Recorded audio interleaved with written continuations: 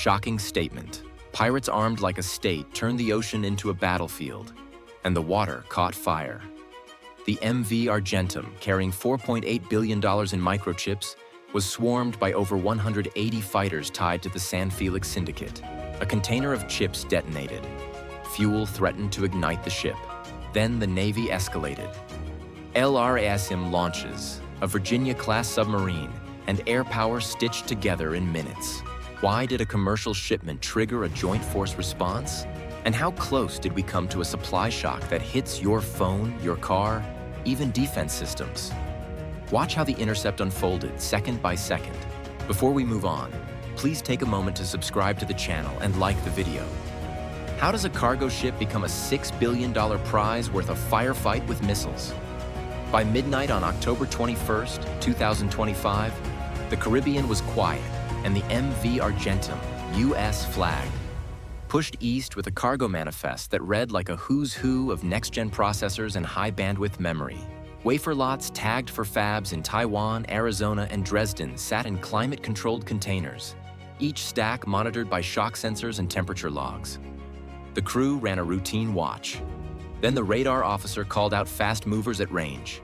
12 returns at first, 18 within minutes, 24 before anyone reached for the radio. They closed at nearly 40 knots, bow waves white in the thermal scope. To the naked eye, they looked like fishermen. The scope told the truth. Tube shapes slung along gunnels, the hard angles of mounted guns, crewmen crouched with visors and harnesses.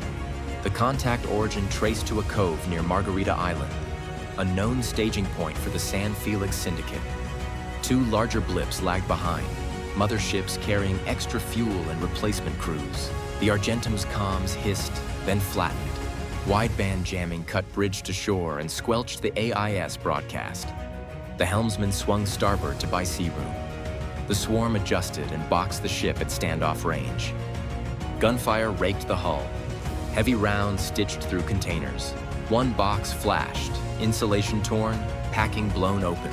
Plastic clamshells popped free and microchips skittered across steel like black hail. Fire alarms and cargo integrity alerts screamed together. The captain ordered engines to full and a hard turn to wash the decks, trying to keep salt and heat off exposed crates. Every second those chips sat in spray and hot air, their value fell. Heat, shock, and salt kills semiconductors. A ruptured fuel line near the aft manifold would cascade into a chain fire the crew could not outpace. No radio demand for money came. No warning. The boat split into two spearheads and moved to board. Hook ladders and lines came out. The plan was simple and ugly. Seize the bridge, sort the crew, and start breaking locks on containers mapped to specific lot numbers. The highest resale value sat in a few dozen boxes. The syndicate knew which ones. Offshore wallets already held deposits from pre-arranged buyers. The insured value on board was $4.8 billion, but scarcity premiums would lift the flip well above $6 billion. That kind of math funds fuel, weapons, and lawyers, and it pays enough bribes to sail through a crowded coastline. They brought a toolkit built for a short war. Heavy machine guns chewed railings. RPGs fired from the stern arcs of the speedboats, bracketing the bow to force the ship off course. Man-portable missiles sat in cases along two decks of the motherships. Encrypted radios chattered on narrow bands the crew could hear but not break. Overhead, small quadcopters hovered just outside the ship's lights, relaying deck layouts and crew positions to the boats below. Each move felt rehearsed because it was. Their formation, speed control, and fuel caddies strapped to skiffs pointed to rehearsals and dry runs, not a lucky night. While the bridge fought to keep steerage and fire pumps online, data started arriving from outside the ship. Satellite pings flagged the swarm's pattern. Merchant AIS feeds showed nearby vessels darkening in sync, a signature of a corridor being carved. Coastal radar plots from a partner station trended the two motherships curving in from the same vector reported out of Puerto La Cruz. The Argentum sent an encrypted distress code with coordinates and damage notes. The board lit up across several watch floors that do not tolerate delays. This wasn't random. It was a timed, logistics-backed heist aimed straight at the semiconductor bloodstream. With minutes to spare, What came next looked less like police work and more like a joint task force moving to stop a state-backed raid. Why would the Navy risk a missile exchange for one ship? Because missing chips rippled into jets, cars, and hospitals within weeks. The choice formed in seconds aboard USS Archer as the Argentum's emergency burst hit the combat system with lot numbers, damage notes, and deck heat maps, satellite tracks stitched in angles on the swarm. A P-8A Poseidon dropped the last pieces. Fuel caddy locations, mothership IDs, and the pattern of boats cycling in from the west. The watch team cross-checked bearings from passive sensors, kept the emitters quiet, and fed a fire plan through the network. Archer's magazines were ready. LRASM tubes went green. The captain weighed rules of engagement against the spread of boats clawing in toward ramming distance. The target deck held civilians. The sea lanes held traffic. A wrong shot turned a rescue into a disaster.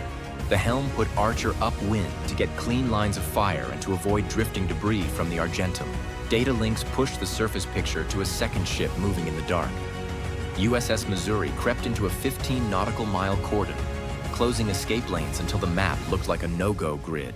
Air cover rolled in layered. 2 AH-1Z Vipers took the low blocks for precision fires, orbiting wide to avoid small arms and rocket plumes. 4 MV-22's Bs hung back with 48 Marines. Kit packed for fast rope interdiction and ship takedown, not assault on land. SEALs from Task Force Trident staged to cut off command nodes and capture the leadership riding the motherships.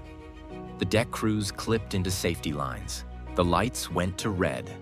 The fire control teams drilled identifiers into every track. Fuel bladders on the rails, heavy guns aft, ladder teams forward.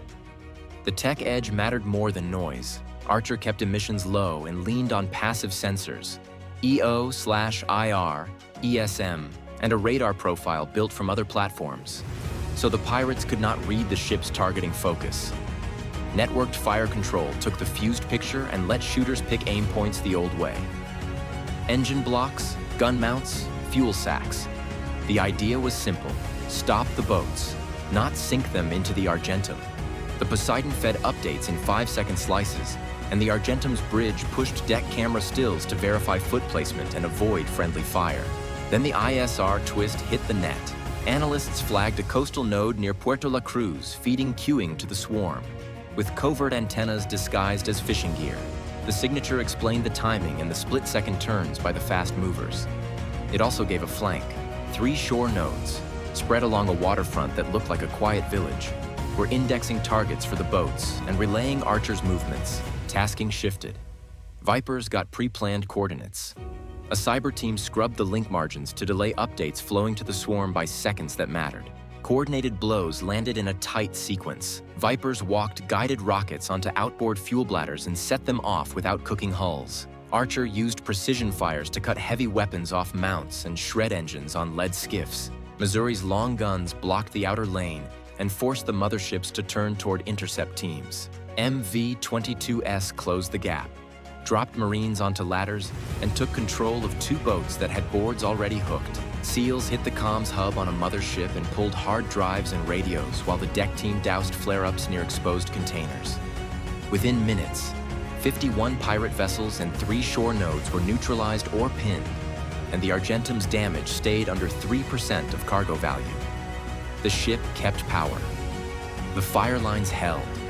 The crew moved salvage teams to seal the ripped container rows and cover the exposed clamshells against spray. The comms picture grew cleaner as the coastal node went dark, and the swarm's turns lost their edge without outside cueing steering them onto weak spots. That clarity raised a bigger point. The attack wasn't local. It was a spoke in a larger wheel, powered by offshore wallets, foreign arms, and a fortified coastal machine. Modern piracy now functions as a proxy fight over supply chains. Non-state crews armed with state-grade weapons can tilt markets in hours, and the semiconductor artery proved it. The MV Argentum carried chips bound for smartphones, vehicles, and even the F-35 line, so the stakes were commercial and strategic at once. The operation exposed the logistics behind the guns, not just their range. If this surprised you, Follow for the next brief where we unpack the syndicate's offshore money trail and how navies hunt it. An encrypted drive seized in Puerto La Cruz teased the next hit. Tanker manifest codes, another chip ship's routing tables. One target moved first,